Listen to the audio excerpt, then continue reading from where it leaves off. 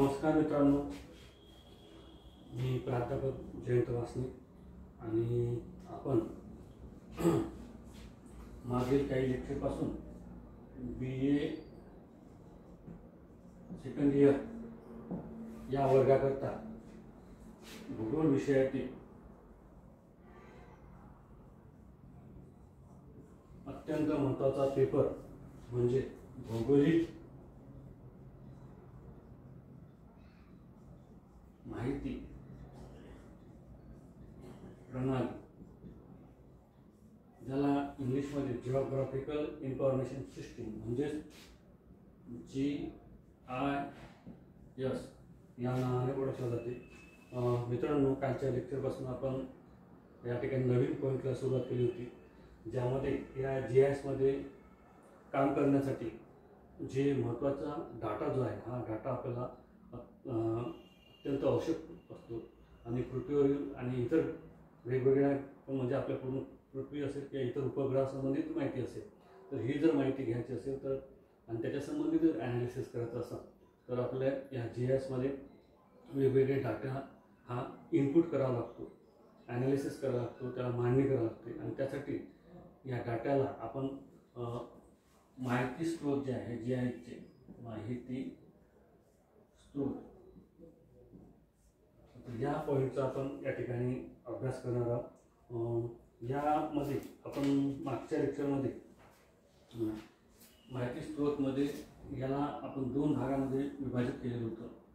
आपल्याला माहिती असावी म्हणून यासाठी दोन्ही पॉईंट आपल्याला शॉर्टकटमध्ये नेमकं सांगतो। एक आहे अवकाशिक माहिती आणि गुणविशेष, स्पेशल आणि नॉन स्पेशल अशा दोन प्रकारचे आहेत। ते आज आपण या ठिकाणी या पॉईंटला आपण कालच्या लेक्चरपासून सुरुवात केलेली आहे। यामध्ये आपण 3 पॉईंट जे आहे हे 3 महत्त्वाचे पॉईंट, पहिला म्हणजे नकाशा द्वारा मिळणारी माहिती, B हवाई चित्रणाद्वारे मिळणारी माहिती, हवाई छायाचित्र,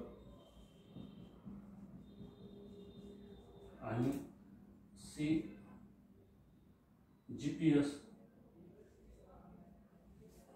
geographical position system, GPS data.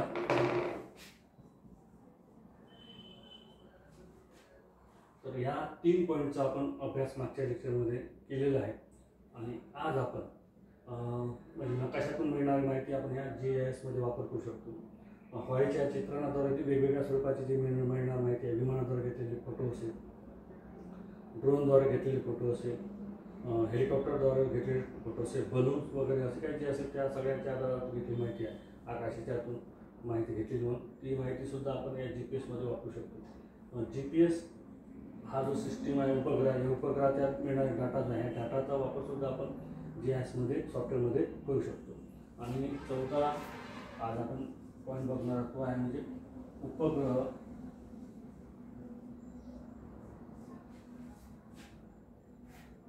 उपग्रहाच्या द्वारे मिळणारी माहिती, सॅटेलाइट इमेजेस,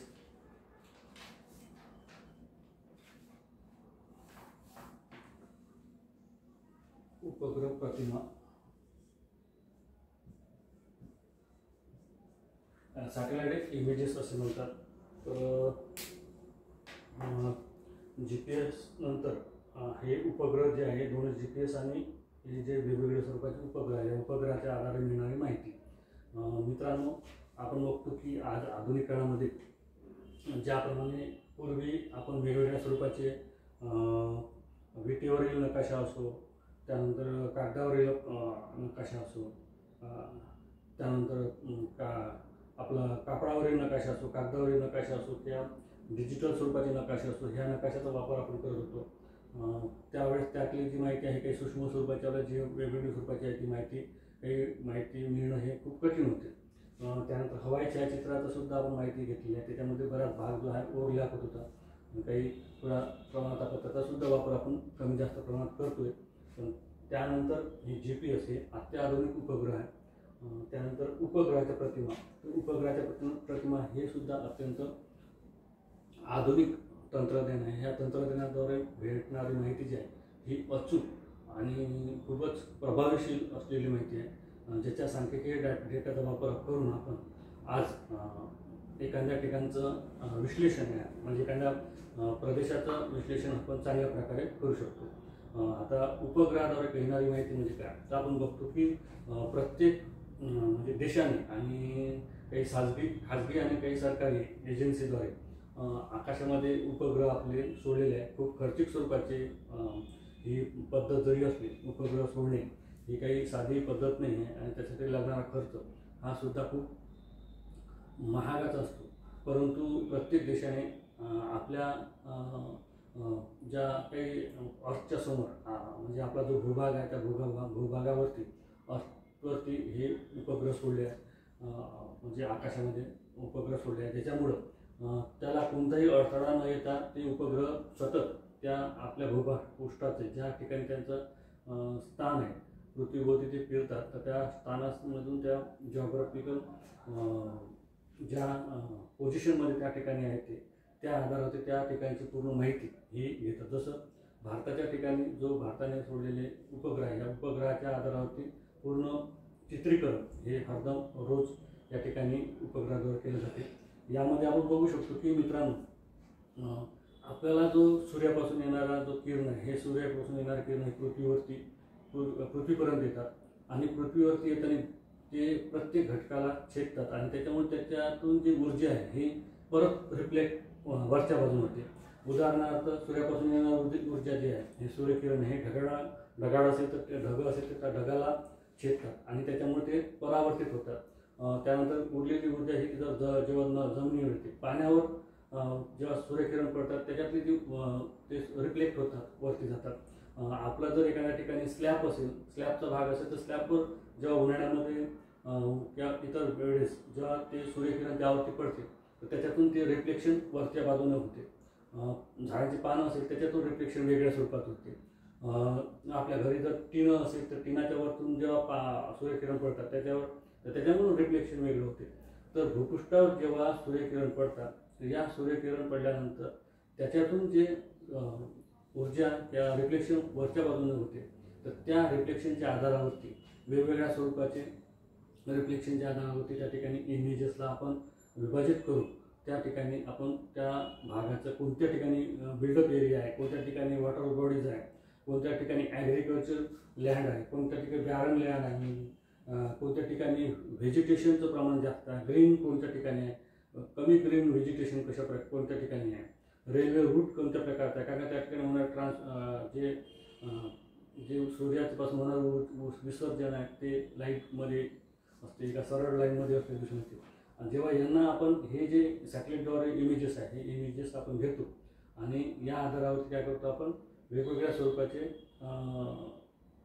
GIS मध्ये सेमी एक सुपर इम्पोज आणि अनसुपर इम्पोज हे ज्या दोन मेथड आहेत, या मेथडच्या आधारावरती आपण जे काही आधीपासून सॅटेलाईट इमेजेस घेतलेले आहेत तर त्या इमेजेसचं आपण या ठिकाणी वर्गीकरण करतो, त्याला ॲनालिसिस करतो. त्या आधारावरती जमिनीवरती भूपृष्ठावरती कोणता जमिनीचा भाग, कोणता ॲग्रिकल्चर लँड आहे, कोणत्या ठिकाणी पूर्वी ॲग्रिकल्चर होता आता बिल्डअप एरिया झालेला आहे, त्या ठिकाणी बांधकामाचं झालेलं आहे, काही ठिकाणी जंगलाचा भाग होता तर त्या ठिकाणी जंगलाचा भाग नष्ट करून त्या ठिकाणी बिल्डअप एरिया झाला आहे का, काही ठिकाणी लँडस्लायडिंग झाली आहे का, पहिले कशा प्रकारची लँड होती आता कशा प्रकार झाला आहे, त्यानंतर ग्लेसियर जे आहे आधी त्याचा पट्टा कुठपर्यंत होता, त्याची सीमारेषा कुठपर्यंत होती, आज त्याची सीमारेषा मागं आहे की पुढं आहे, याचासुद्धा आपण अभ्यास करू शकतो.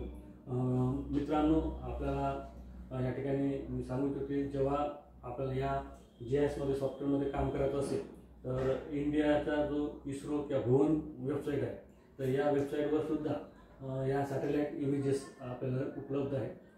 त्याचप्रमाणे USGS United state geographical system किंवा एजन्सी ही जी आहे या www. यावरती जर आपण गेले तर या ठिकाणी आपण क्लिक केल्यानंतर त्या ओपन केल्यानंतर त्या ठिकाणी युजर ID आणि पासवर्ड तयार करणं गरजेचं आहे. त्यानंतर त्या ठिकाणी अनेक aerial photography, satellite images, DEM file, ETM यासारख्या भरपूर पॉईंट्स त्या ठिकाणी दिसून येतील. सॅटेलाइट इमेजेसवर आपण क्लिक केल्यानंतर त्या ठिकाणी आपल्याला आपला ज्या भागासाठी आपल्याला सॅटेलाईट इमेजेस लागते त्या इमेजेस उपलब्ध असतात। त्यावरती आपण क्लिक केल्यानंतर आपल्याला कोणत्या म्हणजे छोट्या प्रदेशासाठी पाहिजे की खूप मोठ्या प्रदेशासाठी पाहिजे तर त्या ठिकाणी त्याच्या आकारावरती सुद्धा आपल्याला इमेजेस घेता येते। ते इमेजेस आपण डाउनलोड केल्यानंतर त्या ठिकाणी कमीत कमी 11 इमेजेस ह्या सॅटेलाईट इमेजेस एकत्रच असतात। कारण काय यामध्ये वेगवेगळ्या स्वरूपाचे जे रिफ्लेक्शन होते त्या आधारावरती ह्या इमेजेस तयार केलेल्या असतात। त्यामध्ये रेड आणि ब्ल्यू आणि ग्रीन हे नॅचरल जसा जर भाग आता म्हणजे रेड ग्रीन आणि ब्ल्यू ही नॅचरल रिफ्लेक्शन वाले इमेजेस असते। याला आपण या ठिकाणी जर आपण हे तीनही इमेजेस मर्ज केलं एकत्रित केल्या तर याच्यामधून जेव्हा आपण जेव्हा एखाद्या बदनापूर शहर जर घेतलं आणि बदनापूर शहराचं जर आपण या इमेजेस सॅटेलाईट इमेजेस आपण डाउनलोड केल्या आणि GIS मध्ये जर टाकलं तर GIS मध्ये ह्या 3 इमेजेस एकत्र करायला लागते। याला तीनही इमेजेस मर्ज केल्यानंतर रेड ग्रीन आणि ब्ल्यू हे रिफ्लेक्शन झालेले पॉईंट या ठिकाणी दिसून येते आणि याला 3, 4 आणि 5 याप्रमाणे त्याचे पॉईंट असतात। तेव्हा 3 नंबरची इमेजेस 4 नंबरची इमेजेस आणि 5 नंबरची इमेजेस मर्ज केली जाते किंवा नॅचरल स्वरूपाचं म्हणजे जसं नैसर्गिक स्वरूपाचं एखाद्या ठिकाणचा भाग आहे तो सर्व भाग आपल्याला दिसतो। तो सर्व भाग कशामध्ये दिसतो आपल्याला रेड स्वरूपाच्या भागामध्ये दिसतो, ब्ल्यू कलरच्या रेड ग्रीन आणि ब्ल्यू या 3 इमेजेसच्या आधारावर पूर्ण भाग दिसतो। आणि ते जेव्हा आपण ती जे फाईल आहे ही फाईल जेव्हा आपण सेमी मॅथमॅटिक म्हणून एक सॉफ्टवेअर येते त्यामध्ये जर आपण टाकलं आणि त्याला सुपर इम्पोज जर आपण केलं तर सुपर इम्पोजच्या आधारावरती आपण त्या ठिकाणी लँड यूज लँड कव्हर कशा प्रकारे आहे ही आपण माहिती देऊ शकतो। जेव्हा USGS मध्ये आपण जातो आणि त्यावेळेस जर आपण हे पूर्ण फाईल तर त्या कमीत कमी 11 पर्यंत ह्या फाईल असतात, 11 कलरच्या फाईल असतात आणि वेगवेगळ्या स्वरूपाचे फॉर्म्युले सुद्धा असतात। जेव्हा आपल्याला फक्त एखाद्या भूभागाचा बदनापूर शहरातला भूभागात फक्त व्हेजिटेशन जर दाखवत असेल normal difference NDVI normal difference vegetation information या संबंधित NDVI जर आपण घेतलं त्या ठिकाणी एक फॉर्म्युला येतो आणि या फॉर्म्युल्याच्या आधारे फक्त आपल्याला त्या प्रदेशामध्ये व्हेजिटेशन कुठे आहे हे दाखवता येते। त्याचप्रमाणे एखाद्या ठिकाणी built up area normal difference built up information म्हणून फक्त बिल्डअप एरिया कुठे आहे तो आपल्याला माहिती काढता येते।